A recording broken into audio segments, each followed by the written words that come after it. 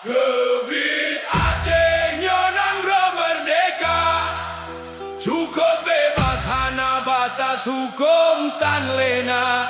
Soyang behe, soyang tegayang mat kuasa, rakyat jelata yang tanggung bencana.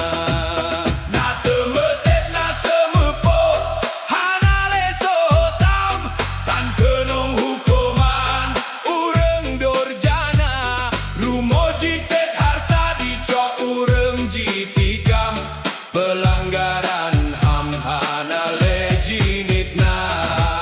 Nanggro Aceh nyo tempat latihan, proyek percontohan angkatan bersenjata. Leang kacarong, bakmat senapan, meraudo mau prangon kokang senjata. Tragedi ini tak coba bayangkan, tolong kejadian di atas rondonya. Udep digarileh nyan dipelam, kebitat kejam dung dielanya.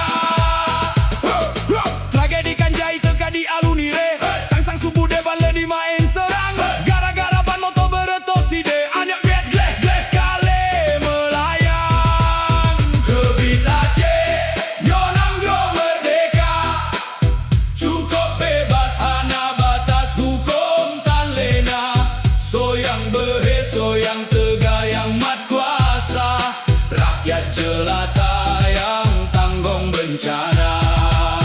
Na temetek na semepoh, hana leso otam, tan kenong hukuman, ureng dorjana. Rumo jitet harta dicok, ureng jitikam, pelanggaran HAM hana lejinitna.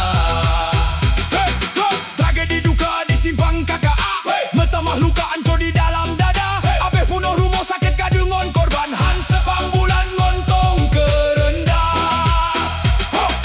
Tragedi betong lam catatan sejarah, tempat rodara sidro ulama. Santri jipedong di dalam komplek daya, sareji timbak kenong senjata.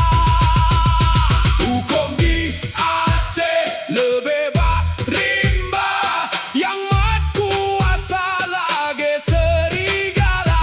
Jipelaku ban behen, kiban yang hawa, hana soten hana seorang yang bela.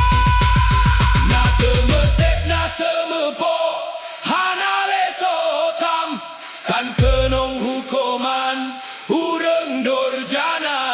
Rumo jitet harta dicok, ureng jitikam, pelanggaran HAM hana lejinitna.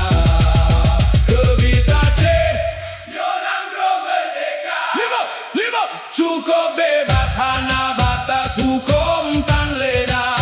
Soyang behe, soyang tegayang mat kuasa, rakyat jelata